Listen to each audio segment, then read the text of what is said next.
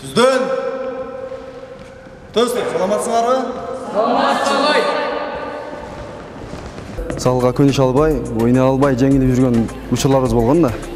Мисалы волейболдун башка спорттон айырмасы эмнеде? Мисалы бардык эле спортто жакшы машыгыш керек, жакшы аракет кылыш керек, эмгектениш керек да. Кеч болбойт деп ойлойм. Ошо 5-класс, 4-класстан баштаса. Специм волейбол, физкультура педагог болуп окудум вообще. Топту мына жерден чыкса, болбойт, задержка болуп калат. 3 эсебин иштейт да кол. Мына стойка кетти, жака келди, чыканак түзөлдү, киз. Сизге топ тийиш керек, сизге. Кызылешмеден болот кезде. Кызылешмеден болом, чоң алайыр.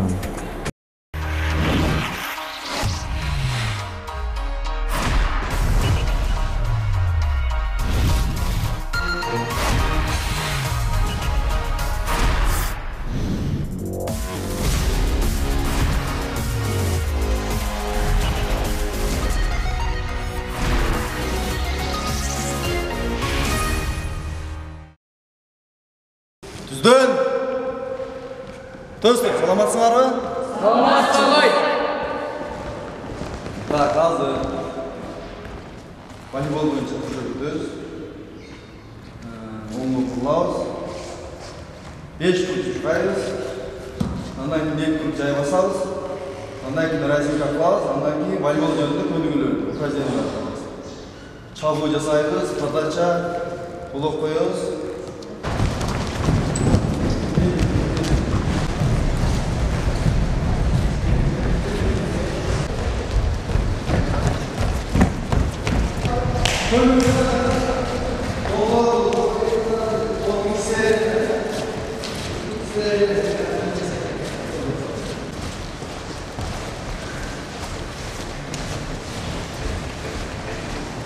Саламатсыздар, урматтуу телекөрүүчүлөр. Бүгүнкү биздин көрсөтүүбүздө Макаренко мектебиндеги Ош шаарындагы тагыраагы дене тарбия мугалими Байгазы мырзанын ошол келечек муунду тарбиялап жатканы тууралуу болмокчу.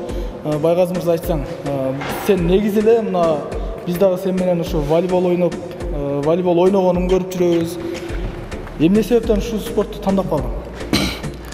Бул спорттун тандаган себеби жаштайымдан эле айылда ушу бизден чоң волейболист акалардын ойногонун көрүп, мен дагы кызыгып калганмын. Бизге айылда спорт зал жоктугуна байланыштуу эшикте ойноп, анан жөнөкөй эле мындай жерге жөнөкөй эле эшиктерде ойноп жүрүп, анан кийин спорт залдарга барганда ойной албай бир аз кыйналып, спорт залда ойногон балдардан жеңилип, ошолор жеңилип калып, спорт зал менен залдын айырмасы болот экен. Эшикте ойноп, залга барганда залга ориентир чыкпай, залга көнүшө албай, ойной албай жеңилип жүргөн учурларыбыз болгон да. Ушуларыбыз болуп, анан кийин ошентип атайын физкультура адистигинде тапшырдым. Ош гуманитардык педагогика институтуна. Андан кийин мен ошо полный ошо волейболго арнаганмын да. Ошол мезгилде ойногон, ошо айылда ойноп жүргөн досторум, уште ойноп жүргөн мезгилде мен ойной алган эмесмин да айылдачы. Спорт зал жоктугуна шарт жок. Суук кышында ойнойн десең, жайда 1-2 ай эле оюн болгон. Ошентип жүрүп, андан кийин бул жака Ошко окууга тапшыргандан кийин ошо спорт залда үйрөнүп, тренировка кылып, агайлардан кеп кеңеш алып. Мисалы волейболдун башка спорттон айырмасы эмнеде? Мисалы бардык эле спортто жакшы машыгыш керек, жакшы аракет кылыш керек, эмгектениш керек да, мээнет керек. Бирок айырмасы бар да. Волейбол оюнунун айырмасы, волейбол оюнунда травма албайсың анча. Волейбол оюнунда, мисалы үчүн, ишиң чыгып кеткен болсо, секиресиң полный бутуңдан баштап, уже колуңдан полный денең кыймылдайт, чоюласың, денең чоюлуп, мындай жакшы жеңил оюн да, мындай травма албайсың. Футболдо мисалы үчүн ишиң чыгып кеткен болсо, семирип, ишиң кетпейт. Волейболдо мисалы үчүн мышцаларыңа качалка берсең, мисалы үчүн, волейболдо мисалы үчүн булчуң турбайт да. Ушул чапкан сайын агып кете берет да, булчуң чоюлуп кете берет да, булчуңда турбайт. Волейболдо основной пут. Волейболдо пут күчтүү болуш керек. Демек, муткан нагрузканы көбүрөөк бериш керек. Андан кийин волейболдо пресс күчтүү болуш керек. Себеп ушул пут секиресиң, puттан чыккан удар, puттан чыккан бойдон ушу колдон чыгып чабасың да. Атак путуңда, белиңде күч жок болгон болсо, волейболду ойнош бир аз кыйыныраак болот. Бул канча жаштан кабыл аласыңар мисалы? Машықтырғаны азырғы учурда 14 жаштан кабыл алып атабыз. Неге андан жаш болбойбу? Эми бул волейболдо мектеп болгондугу үчүн ушу мен 5-класстан эле баштаган, 5-класста окуган окуучулардан мындай жакшы шыгы баарына карап, мындай топту берип, мындай приемдорун көрүп, техникасын көрүп, окуучулардын баштап кылдырабыз. Ошондо результат дагы нормально көргөзөт дейм го. 5-6 жылда. 5 окууну бүткүчө, окууну бүткөндөн кийин анда кеч болбойт деп ойлойм. Ошо 5-класс, 4-класстан баштасакчы. Бизге Имамидин уулу Байгазы 2016 жылы ошо мектепке мугалим болуп келген.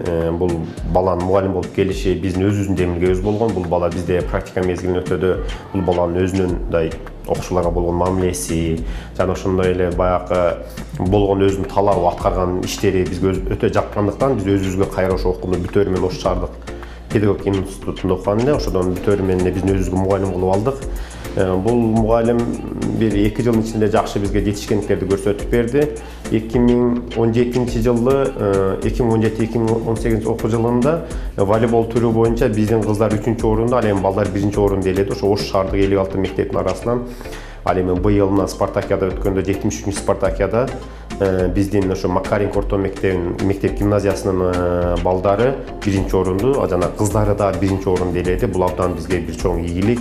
Не дегенде биздин баягы Байгазда тарбияланып аткан балдардын көпчүлүк дээрлик бир 90% 8-7 класстарда, ал эми 10-11 класстарга чакта буларды мен жакшы эле деңгээлге жеткирет деген ойдобуз. Баягы тактикасы, оюнду үйрөткөндүгү өтө жакшы. Не дегенде өзүнүн практикалык жагы дагы жакшы. Өзү да өзү спейси волейбол болгондуктан волейболду өзү жакшы ойнойт. Окуучулар дагы ошо өзүнүн көрсөтүүсү менен окуучулар абдан өзүнө тартат. Ойлойм, мен Байгазына да бир ушу биздин ушу темпте келсе да бир 2-3 жылдын ичинде жакшы бир окуучуларын бүтүрүп бир клуб ачканга дагы жагдайы бар. Биз дагы Кудай кааласа жөн турбайбыз, жардам беребиз. Ушуга документациясы боюнча биз да ошо келечекте оюбуз ушундай бир өзүбүздүн ушу Гароно тарабынанбы же ушу мектеп тарабы кылабыз, ушу бир лицензия алып, бир волейбол клубун ачайлы деген максатыбыз бар.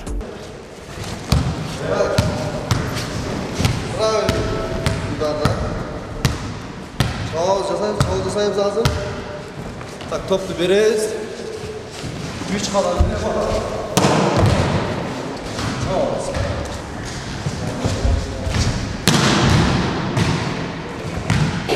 Мен волейбол тандаган себеби мен агайымдын ойногондорун көрүп кызыгып волейболго катыштым.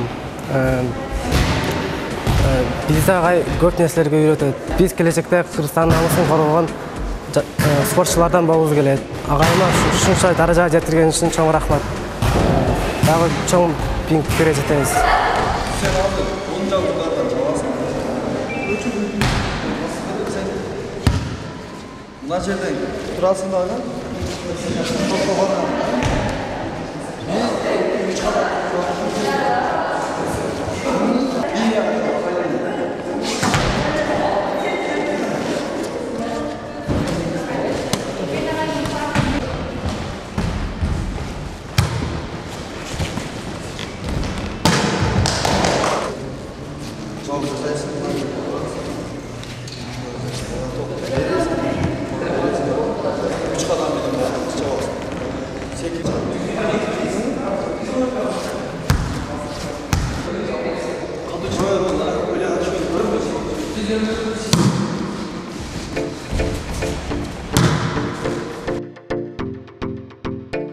Мен волейболго кичинекейимден эле кызыгып келгем. Өзүм ушул спортко кичинекейимден абдан кызыгчумун. Ошо 5-класстан баштап эле волейболго келем. Ушул агайыбыз берет, жаман жакшы өтөт. Бардыгына ушул агайга рахмат, баарына үйрөттү. Ушуну бизге ушул даражага жеткирип, бизде мен каалаганым ошо биринчи местолорду алып, ошо жакшы ушул агай менен чоң ийгиликтерге жетким келет. Ошонун баары эле ишке ашып атат. Жакшы эле үйрөтүп, агай баарын жакшы ойноп калдык баардыгыбыз эле.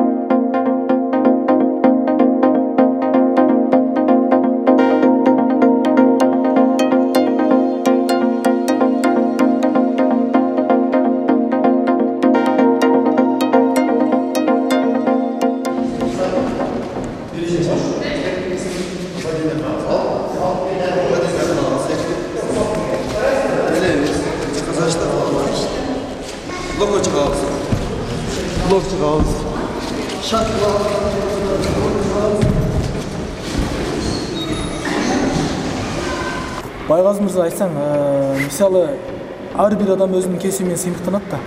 Сиз азыр сыймыктанасызбы, өкүнбөйсүзбү ушул кесипти тандагандыгыңызга? Мен сыймыктанам. Эч качан өнүкпөйм. Мен себеп ушу специмди туура тандап, ушу волейбол адистиги боюнча окуп, специм волейбол, физкультура педагог болуп окудум, вообще физкультура сабагы боюнча, дене тарбия боюнча. Дене тарбия адистиги боюнча. Азыркы учурда балдарды тарбиялап, ушунун аркасынан мындай нан таап атам да. Күндө иштешем да, күндө кружок өтөбүз, башка мектептерге алып барам, шаарда общий мектептерге алып барам, анча-мынча дельфинге алып барам. Ошондо күчтүү оюнчуларды көрүп, мен окуучуларымда өссүн деп ошолорго ойнотом. О шаар эле эмес, Кара суу райондорун алып чыгам. Алып чыгып мен айтайын деген, мен журналистмин да. Мен өзүмдүн кесибим менен сыймыктанам. Кантип, мисалы, мен бардык кесипти изилдеп, ошол кесип кандай экенин ар бир адам менен мындай сүйлөшүп, ийне жибине чейин сурап, мындай кызыктуу да мен үчүн кесибим, сыймыктанам. Сиздики ошо эмнеси өзгөчө деп атам да, мисалы, же мындай ден соолук үчүн ошо кандай пайда жактары бар, ушундай айтсаңыз.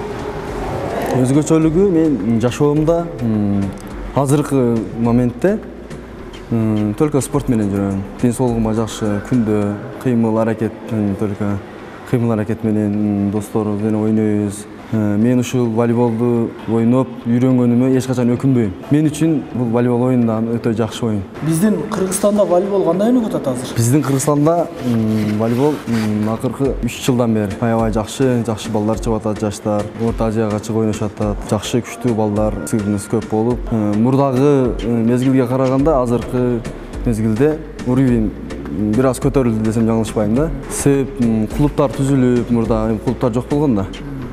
Клубтар түзүлгөн, спонсорлор көп болуп, ошо волейболисттерди кызыктырган адамдар көп болуп атат да, күчтүү тренерлер, каржылагандар күчтүү болуп, мурдага караганда оюндар көп өтүп, жаштар ошолорду көрүп, биринин аркасынан бири өсүп, жакшы деп ойлойм. Азыркы учурда биз Кыргызстанда волейбол жакшы, шарт нормальный болду да, уже шарт жакшы болуп калды. Мурдага караганда. Шарт деп калдыңыз, эми мына сиздер спорт залыңызды көрүп атабыз. Анча-мынча айрым колдоруңуз сынып калыптыр, окуучуларыңыз бирок ийгиликтерди жаратып атыптыр, аракет катуу болуп атыптыр да. Эми бизде спорт зал бир аз эскирак. Спорт залдын ушу полу начаранан калган жактары жакшы эле. Ушул спорт залдын полдорун алмаштырса жакшы болмок. Алмаштырып бизге волейболный мындай шаймандарды алып келип ушундай неме кылабыз. Мамлекет жардам берип жардам болбой атат. Ушу полубузду алмаштырып бизге мына жанагындай шаймандарды алып берсе, мындан ары дагы жаш өспүрүмдөрдү тарбиялаганга аракет кылабыз. Ушу окуучулар менен иштешебиз, республикага чейин алып чыкканга аракет кылып. Окуучуларым Ош шаарында 4 зона бар. Амир Темур зонасы, первый берек, левый берек, кеңеш зона болуп 4кө бөлүнөт. Ошондон өзүбүздүн зонадан волейбол боюнча мен 2016-жылы келгем да бул жерге. 2016-жылы келгенде кыздар 3-чү местаны, балдар 1-чи местаны алган. Андан кийин 2017-жылы дагы кыздар балдар бирди, кыздар 3-чү местаны алган. Былтыры бир аз жакшы даярданбаганга место болбой калган. Быйыл жакшы даярданып, ушул зонабызда, өзүбүздүн зонабызда 1-чи местаны балдар алды, кыздар 3 алды. Жакшы ийгиликке жетишип атат. Менин балдарым жаш өспүрүмдөр. Бизде көбүнчө менин балдарымда 7-8 класстын окуучулары да, 9. Булардын келечеги алдыда, 2-3 жылда Кудай кааласа жакшы результат беребиз да.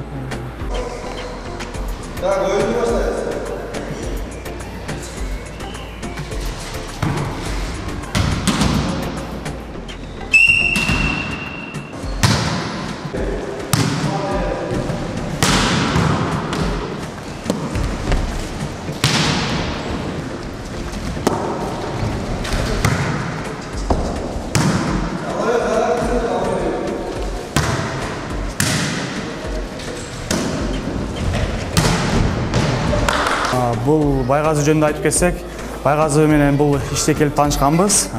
Өзү жаш курагы бирдей, теңибиз. Анын мындай адамгерчиликтүү, адамга кылган мамилеси өтө жакшы. Oyundарын айтсақ, волейбол түрі бойынша мықты ойнаған ойыншы, көптеген спорттордун спортту кандай десем, спортту түрүн эч качан тандабайт. Кайсы ойын болсун бар жону алып кете берет.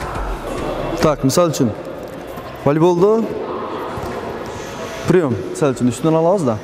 Үстүнөн алганда эгерде топту мына жерден чыкса, болбойт, задержка болуп калат. Задержка болуп калат. Ошон үчүн бул паска келгенде топту лижний алабыз мына үстүнөн.